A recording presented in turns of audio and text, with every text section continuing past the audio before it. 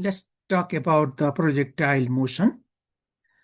So the most important fact to remember here is that motion along perpendicular axes are independent and thus can be analyzed separately. This means we are using equations here for x and y axis uh, like uh, like separately. Okay, so let's talk with some examples. Say if we throw an object in air with initial velocity v naught, we are assuming that air resistance is very, very small. That's why we have the acceleration along x-axis is 0 because there is no force along x-axis. Because no force along x-axis, and the acceleration along y-axis is roughly equal to minus 9.8 meter per second squared. That's the minus comes from because of our coordinate system. In general, we consider upward positive, downward negative.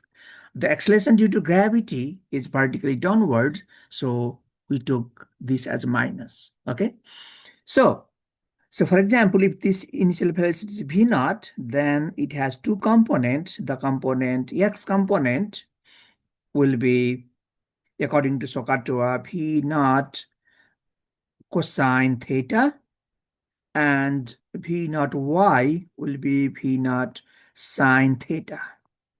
So this is the x component of velocity v naught. This is the y component. So at every point, if you throw an object in air, at every point, this x component will be the same because we don't have acceleration.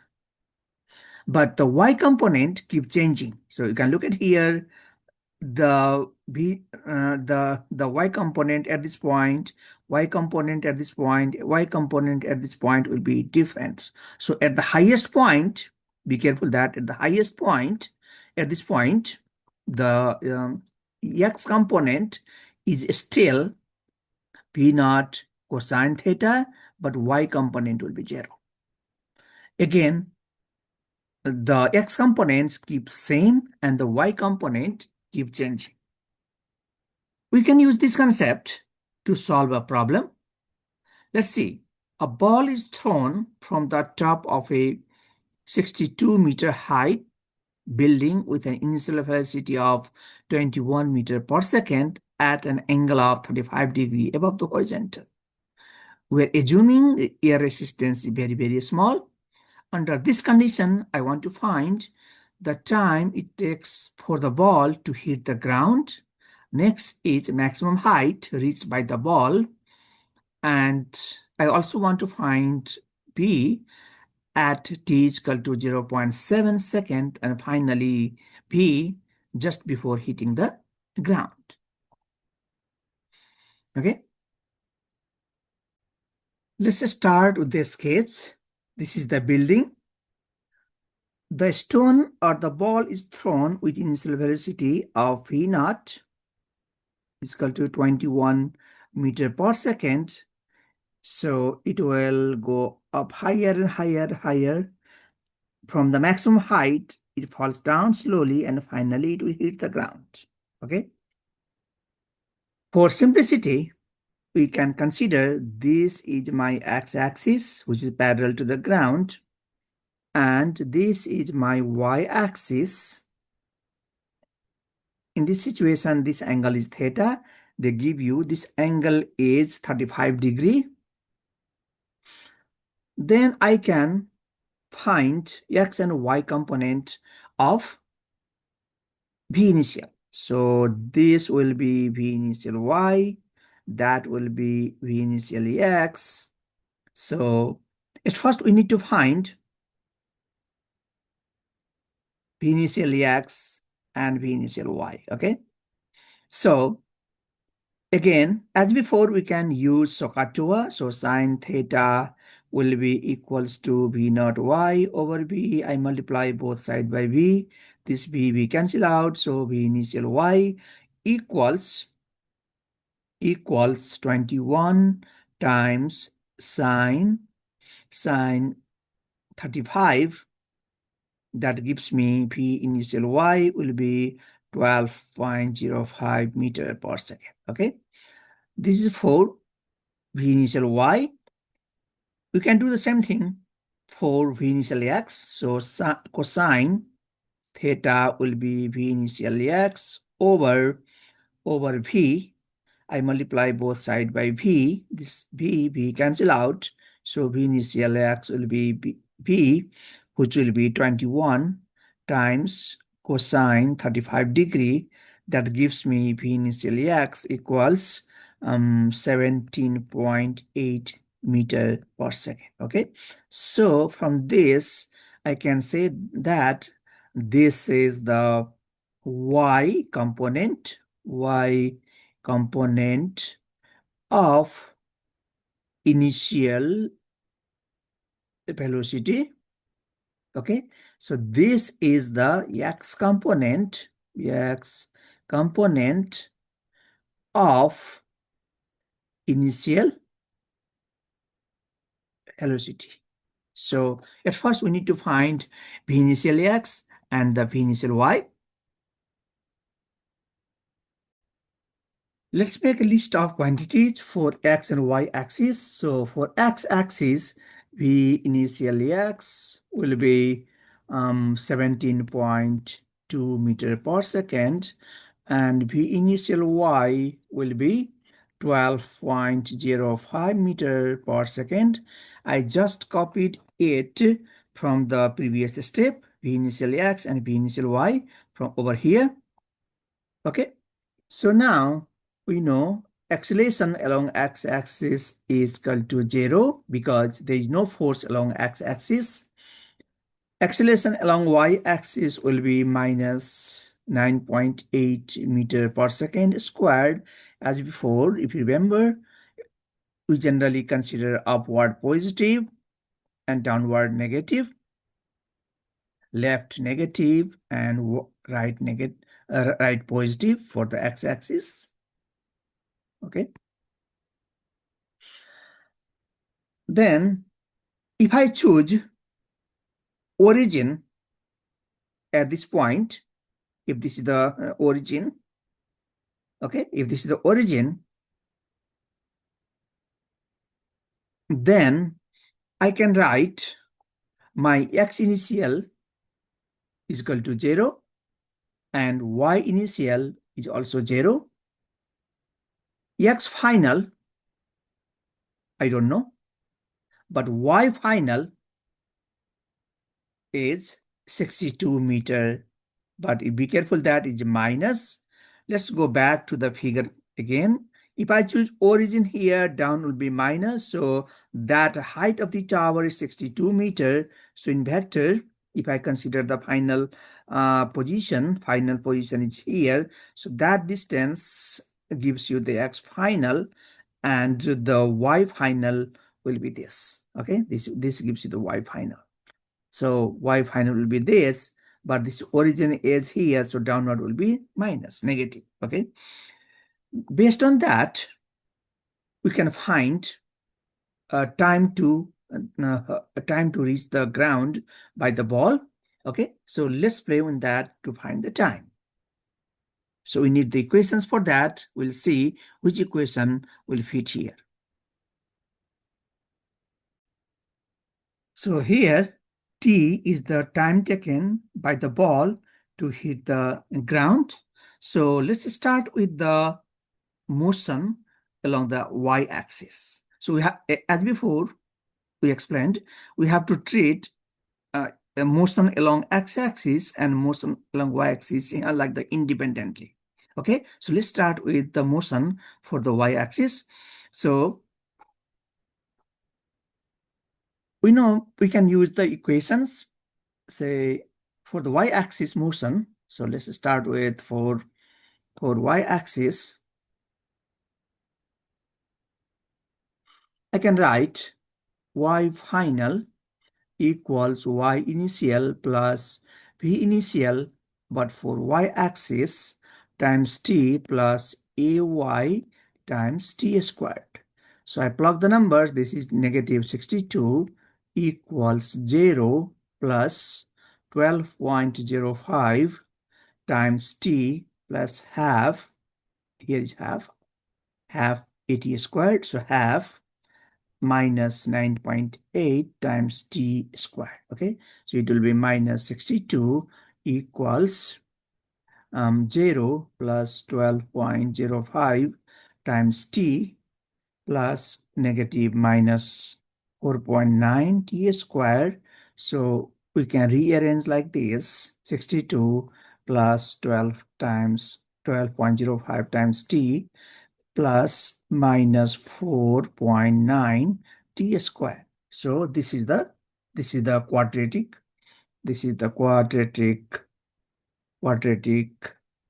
equation in t. Okay. So if you remember the quadratic equation, the standard form is like this: ax squared plus bx plus c is equal to 0. So this gives the solution: x is equal to minus b plus minus b squared minus 4ac under square root 2a. We can use the same concept over here. So in our case, our a is minus 4.9. My b is 12.05. My c is 62. Okay, so I use the same concept over here.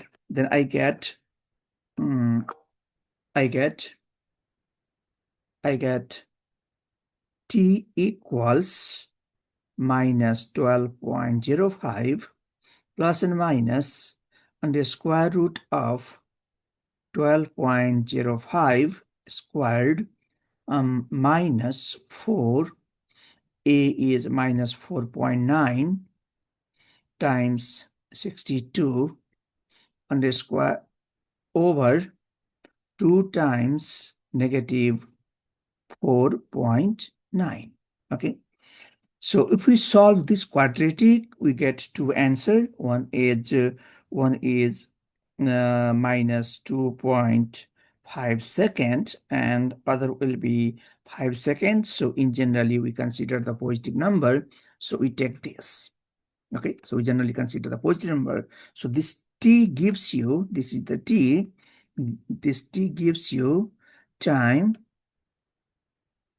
taken by ball to hit the ground. So please, I would say that please double check the values of t to make sure that you get the same answer just like over here. Okay, we can also find the how far the ball went or where it hits the ground. We can find the x final. So for that we have to consider the motion along what motion along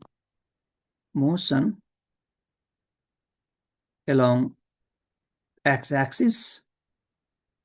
So we can use the same equation as before. So x final equals x initial plus v naught x times t plus half ax t squared. So x final equals 0 plus our v initial x is 21. It is 17.2 times time will be the same as we find for the y-axis. It will be 5 plus half acceleration along x-axis is 0 times t squared. That makes the whole term will be 0 because of that 0. So your x final will be 17.5. So we can write like a 0 time maybe 66 meter. Please, you have to check, you have to check again. Then let's find what is the maximum height reached by the ball above the ground. So if you look at this picture, the ball will be at this maximum height. So I want to find this maximum height, where the ball will reach. Okay, this is the maximum height. Okay, so for that case, we need to consider the motion along the y-axis. So we have to consider the motion along y-axis. So if you remember, v initial y is 12.05 meter per second. At the maximum height, v is equal to 0. V final will be 0 at maximum height. But be careful, that is only for y-axis. It's only for y-axis. Okay. Now, our y initial is also 0. Then we can use the one of the equation. So v final squared, I use this equation, v final squared equals v initial y squared plus 2a y final minus y initial. So here at the maximum height, this will be 0 squared equals 12.05 squared plus 2. This will be basically ay minus 9.8 times y final that I want to find. So y final and y initial is equal to 0. So 0 squared is 0, 12.05 squared plus 2 times negative 9.8 y final. So that gives me y final equals negative 12.05 squared over negative 2 times 9.8. That gives me roughly 7.41 meters. So this is from this reference level. If you look at the picture, this height, okay? But if you measure from the ground level, you have to add the height of this tower also, okay? So in this case, the maximum height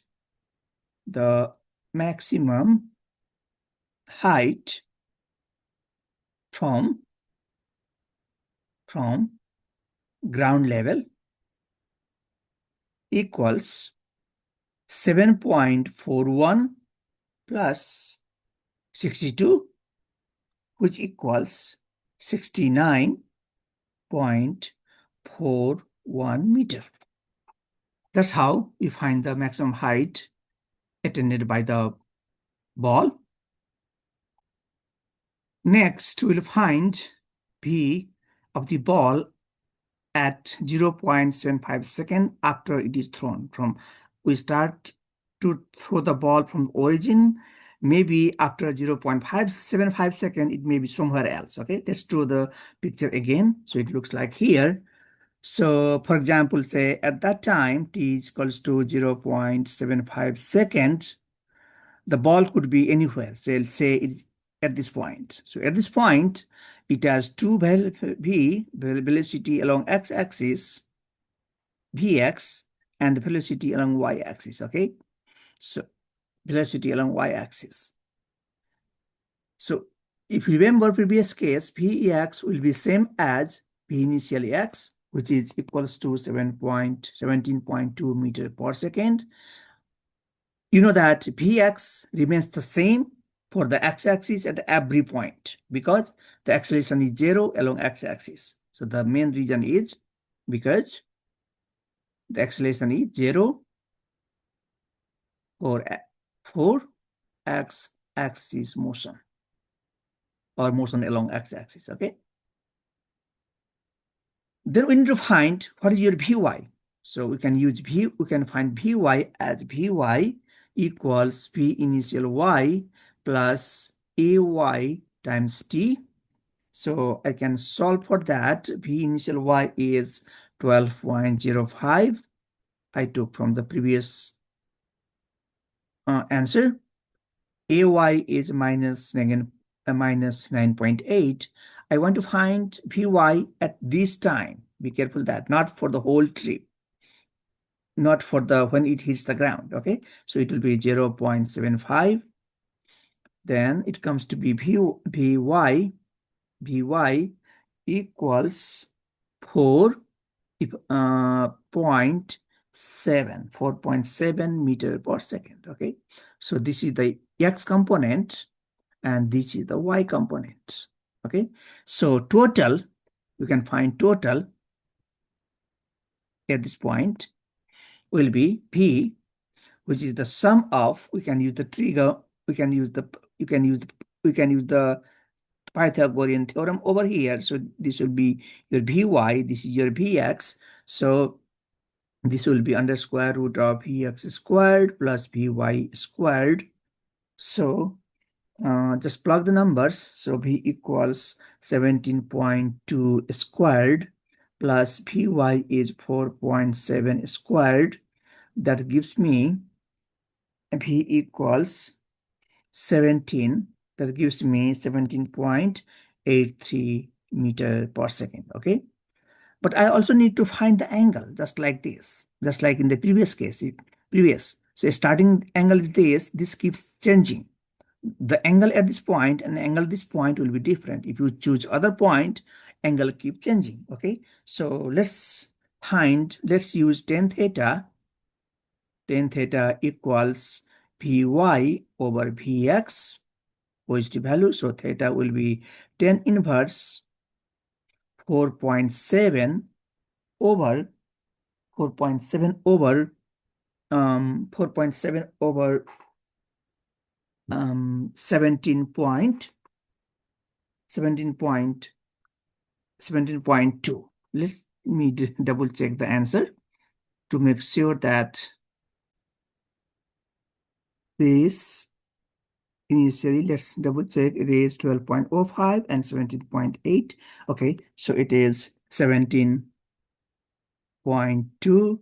That gives me theta equals 15.28 degree. Okay, so now we can say that the final answer is the velocity at t equals 0.57 second has magnitude of 17.83 meter per second, and it makes an angle of 15.28 degree with x-axis as shown in the figure.